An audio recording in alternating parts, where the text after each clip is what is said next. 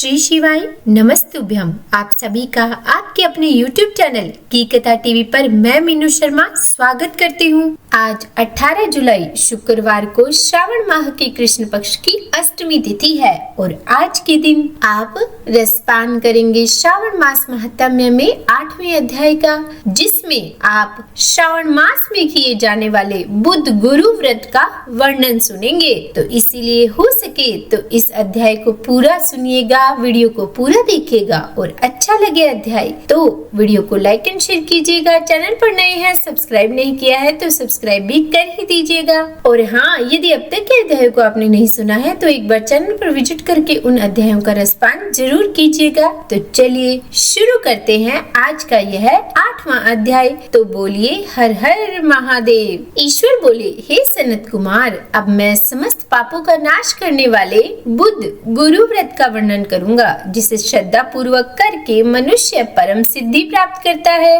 ब्रह्मा जी ने चंद्रमा को ब्राह्मणों के राजा के रूप में अभिषेक किया। किसी समय उसने रूप तथा यौवन से संपन्न तारा नामक गुरु पत्नी को देखा। उसकी रूप संपदा से मोहित होकर वह काम के वशीभूत हो गया और उसे उसने अपने घर में रख लिया। इस प्रकार बहुत दिन बीतने पर उसे बुध नामक एक पुत्र हुआ, जो बुद्धिमान, सौंदर्यशाली तथा सभी शुभ लक्षणों से युक्त था। जब गुरु बृहस्पति को ज्ञात हुआ कि तारा चंद्रमा के घर में स्थित है, तब उन्होंने चंद्रमा से कहा कि मेरी पत्नी को वापस कर दो। अनेक तरह से समझाने पर भी जब चंद्रमा ने तारा को वापस नहीं किया, तब बृहस्पति ने देवताओं की सभा में जाकर देवराज इंद्र को यह वृत्तांत बतलाया और कहा, हे शक्र, आप देवताओं के राजा है, अतः अपनी आज्ञा से आप उसे दिलाएं, अन्यथा उस चंद्रमा के द्वारा किया गया पाप आपको ही निस्संदेह लगेगा, क्योंकि शास्त्र निर्णय के अनुसार प्रजा के द्वारा किए गए पाप को राजा भोगता है। पुराण में भी ऐसा ही कहा गया है कि दुर्बल का बल राजा होता है। गुरु का यह वचन सुनकर चंद्रमा ने कहा, मैं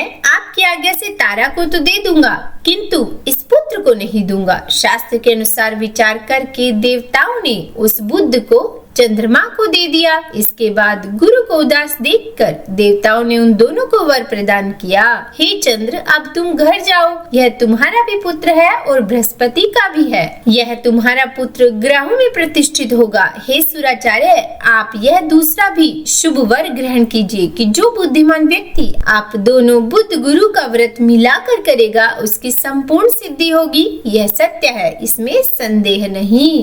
शंकर जी के लिए अत्यंत इस श्रावण मास के आने पर जो लोग बुधवार तथा बृहस्पतिवार को पूजन व्रत करेंगे, उन्हें सिद्धि प्राप्त होगी। इस व्रत में दही तथा भात का नैवेद्य व्रत सिद्धि में मूल हेतु है। स्थान भेद से आप दोनों की मूर्ति लिख कर पूजन करने से भिन्न भिन्न फल प्राप्त होता है। यदि कोई हिंडोले के ऊपरी स्थान पर आप दोनों की मूर्ति लिख कर पूजन करे तो वह सर्वगुण संपन्न तथा दीर्घायु पुत्र प्राप्त करेगा। यदि मनुष्य कोषागार में मूर्ति को रखकर पूजन करता है तो उसके कोष बढ़ते हैं और वे कभी क्षय को प्राप्त नहीं होते। इस प्रकार पाकालय में पूजन करने से पाक वृद्धि और देवालय में पूजन करने से उनकी कृपा प्राप्त होती है। शय्यागार में लिखकर पूजन करने से स्त्री का वियोग कभी नहीं होता। धान्यागार में लिखकर पूजन करने से धान्य की वृद्धि होती है। इस प्रकार मनुष्य उन फलों को प्राप्त करता है। इस प्रकार 7 वर्ष तक करने के बाद उद्यापन करना चाहिए। उद्यापन से पहले दिन अधिवासन करके रात्रि में जागरण करना चाहिए।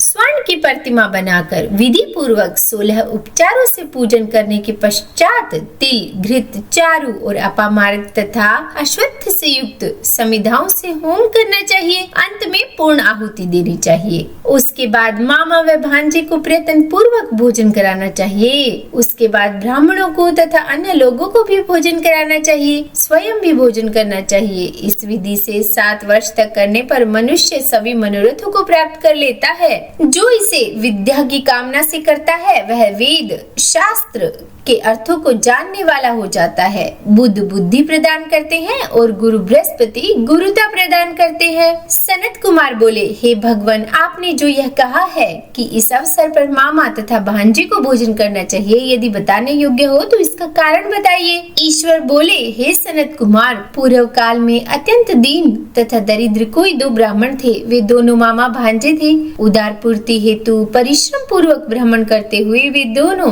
किसी नगर में अन्न मांगने के लिए गए थे। उन्होंने घर घर में श्रावण मास में प्रत्येक वार को उस वार का व्रत होते हुए देखा, किंतु कहीं भी बुद्ध गुरु का व्रत नहीं देखा। तब उन्होंने बहुत देर तक परस्पर विचार किया कि सभी वारों का व्रत तो सर्वत्र दिखाई पड़ रहा है, किंतु बुद्ध गुरु का कहीं नहीं। अतः चूंकि यह व्रत अनुचिष्ट है, इसीलिए हम दोनों को चाहिए कि इस शुभ व्रत का अनुष्ठान आदर पूर्वक करें। किंतु हे सनत कुमार, इसकी विधि न जानने के कारण वे दोनों संशय में पड़ गए। तब रात्रि में उन्हें स्वप्न में इस व्रत की विधि दृष्टिगोचर हो गई। उसके बाद उन्होंने उस विधि के अनुसार व्रत को किया, जिससे उन्होंने अपार संपदा प्राप्त की। प्रतिदिन उनकी संपत्ति बढ़ने लगी और सभी लोगों को भी ज्ञात हो गया। इस प्रकार 7 वर्ष तक करके वे पुत्र व पौत्र आदि से संपन्न हो गए। उसके बाद उनके ऊपर प्रसन्न होकर बुद्ध एवं गुरु प्रकट हुए और उन्होंने उन दोनों को यह वर दिया, आप दोनों ने हम दोनों के निमित्त इस व्रत को प्रवर्तित किया है। अतः आज से कोई भी इस शुभ व्रत को करे, उसे व्रत की समाप्ति पर मामा तथा भांजे को प्रयत्न पूर्वक भोजन कराना चाहिए। इस व्रत के प्रभाव से उसे सभी कामनाओं की परम सिद्धि हो जाती है और अंत में चंद्र सूर्य पर्यंत उसका